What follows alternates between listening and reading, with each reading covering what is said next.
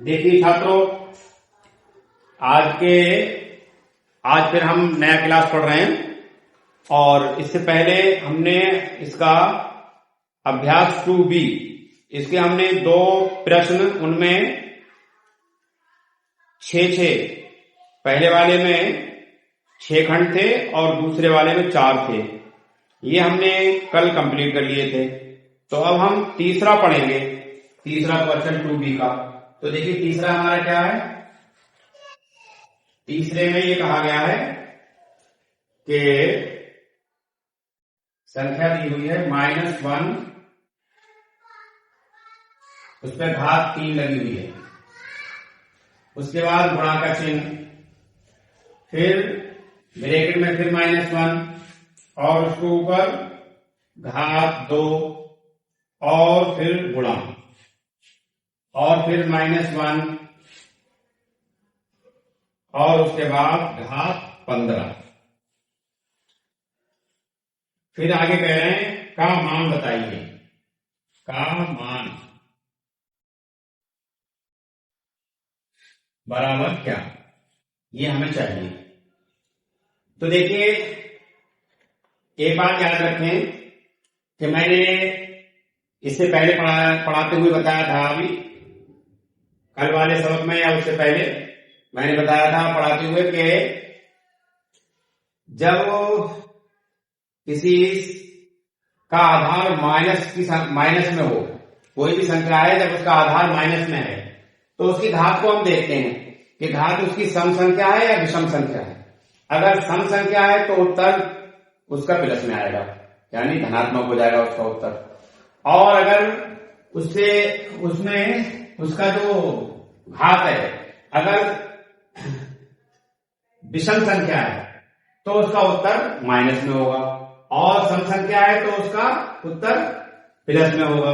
तो देखिए यहाँ विषम संख्या है, यानी विषम संख्या वो होती है जो 2 से भाग नहीं होती पूरी, तो इसका उत्तर माइनस में और इसका उत्तर प्लस में आएगा।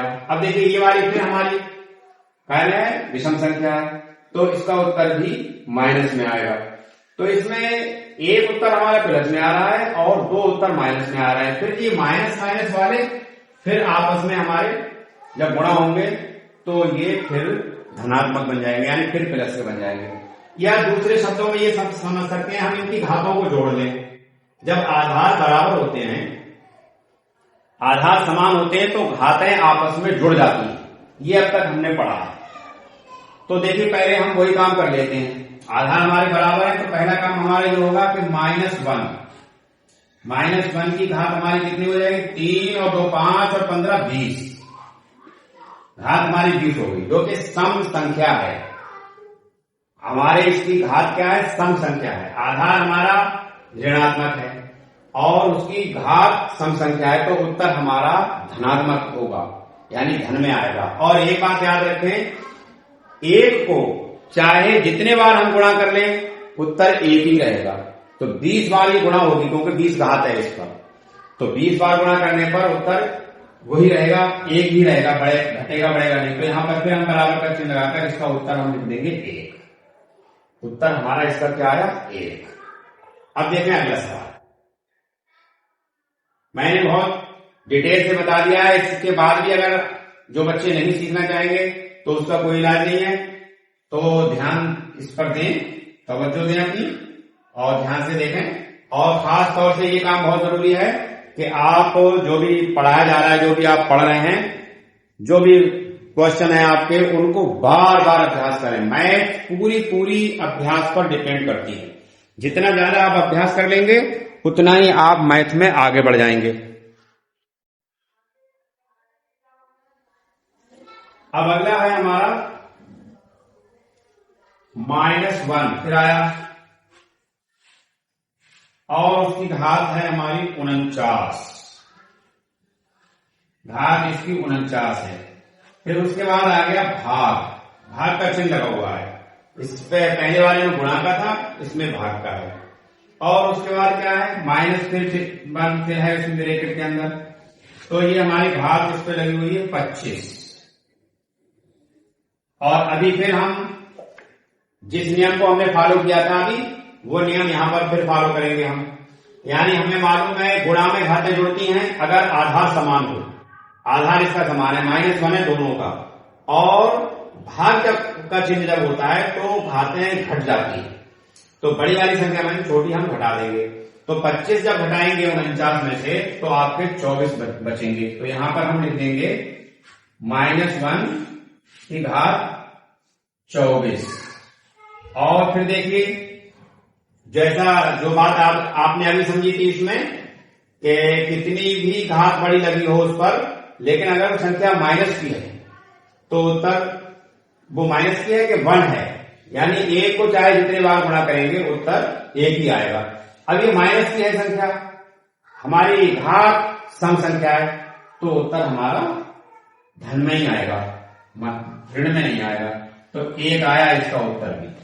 घात 20 थी तो उत्तर 1, घात 24 है तब भी उत्तर 1। तो ये हो गया हमारा चौथा सवाल। अब आया हमारा 5वां सवाल। 5वां क्वेश्चन देखिए, ये कह रहा है, इसमें भी देखिए आधार समान है, 3 की घात 12, फिर गुणा करते हैं, उसके बाद 3 की घात 7 और उसके बाद भाग का चिन्ह है,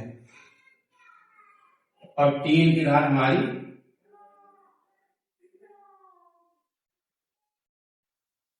25। 3 की घात कितनी है? 25।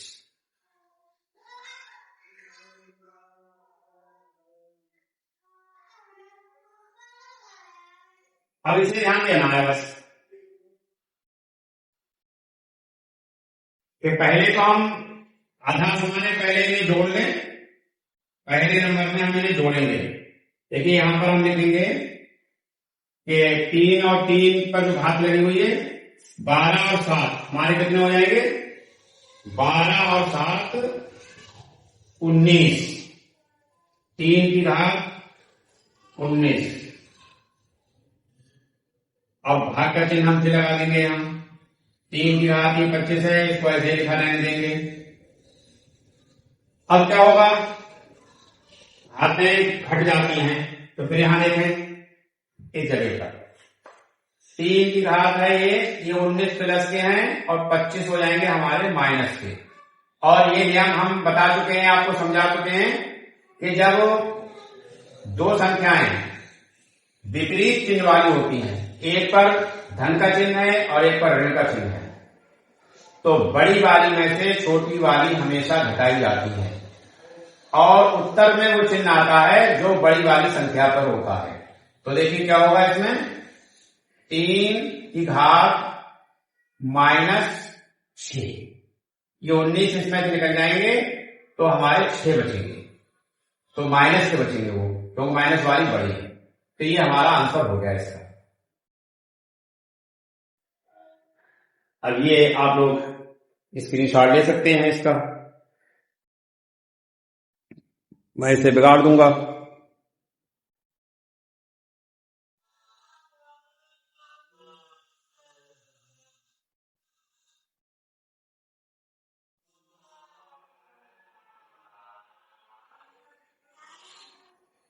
ठीक है, आगे बढ़ते हैं। आप लोगों ने स्क्रीनशॉट ले लिया होगा।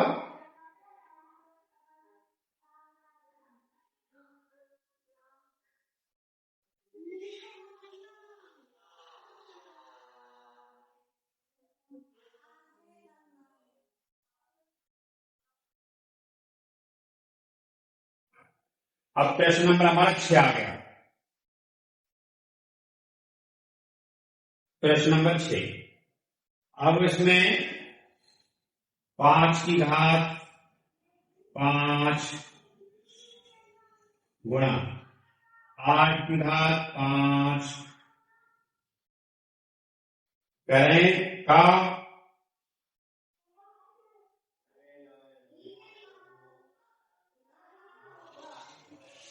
अब विकल्प दिए हुए कह रहे हैं इसका मान क्या होगा। पहले लिखा हुआ है प्रश्न संख्या 6 से 8 तक में सही उत्तर का विकल्प छांट कर लिखेंगे। नीचे विकल्प दिए हुए हैं वो हमें छांट कर लिखना है। तो देखिए ये कितना आ जाएगा उत्तर। अब इसमें क्या है, घात तो हमारी समान है, लेकिन आधार हमारे विपरीत हैं। तो ऐसी सूरत में हम क्या करते हैं, आधार की गुणा कर लेते हैं आपस में। क्या कर लेते हैं, आधार की गुणा कर लेते हैं हम आपस में।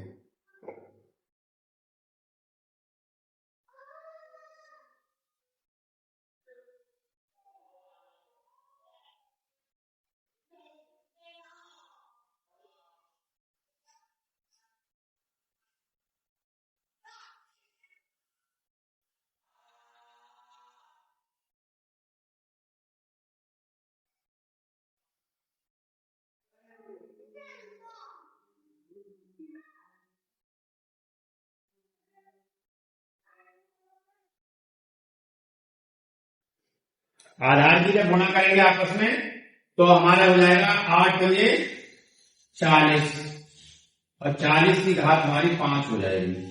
और ये हमारा विकल्प है पहला विकल्प है जो दिया हुआ। अब दूसरा सवाल है हमारा, दूसरा देखते हैं 7 नंबर सवाल।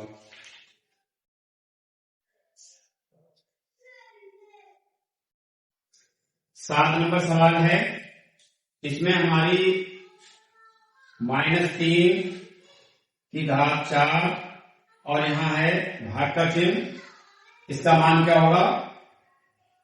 इसमें भी -3 है और इसकी घात 2 है का मान।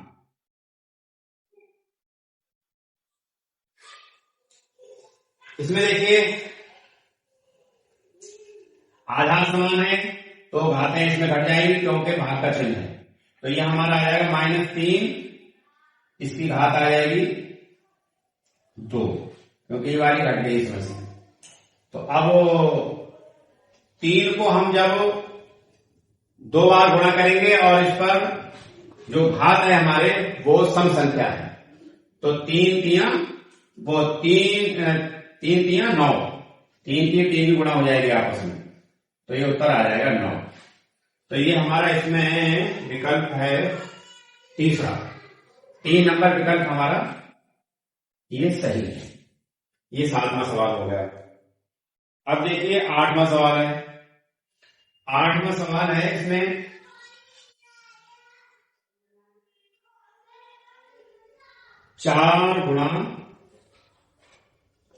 चार है, फिर गुणा का चिन्ह है, उसके बाद 5 की घात 2, 5 की घात 2, फिर प्लस, फिर 5 और गुणा 4 की घात 2, यह है हमारा। अब इसको जब हम हल करेंगे तो फिर विकल्प में देखेंगे कौन सा आ रहा है। देखिए यहां क्या करना है हमें, ये 4 को ऐसे लेंगे, पहले 5 पर घात 2 लगी हुई है तो 5 की 2 बार गुणा होगी, तो यहां हमारा हो जाएगा 4 गुणा 25, 5 पंजे 25, ये प्लस का चिन्ह ऐसे रहेगा, ये 5 यूं ही रहेंगे और 4 पे घात 2 लगी हुई है तो 4 को 2 बार गुणा करेंगे, 4 चौक 16। अब इनकी आपस में गुणा कर लेंगे, 25 चौक 100, ये प्लस का चिन्ह यूं ही रहेगा, 16 पंजे 80। अब 80 और 100 जब जोड़ेंगे तो 180। अब देखते हैं विकल्प हमारा कौन सा सही है। देखिए इसमें विकल्प पहले वाले में 100 दिया हुआ है, दूसरे वाले में 80 दिया हुआ है, तीसरा और चौथे मेरी किताब में विकल्प बिगड़ गया है। बहरहाल जो भी विकल्प हो आप लोगों की किताब में उसको देखकर विकल्प नंबर डाल देंगे, लेकिन उत्तर यही है 180। तो ये यहां तक हो गया आपका। ये अभ्यास जो कल हमने शुरू किया था ये आपका कंप्लीट हो गया है।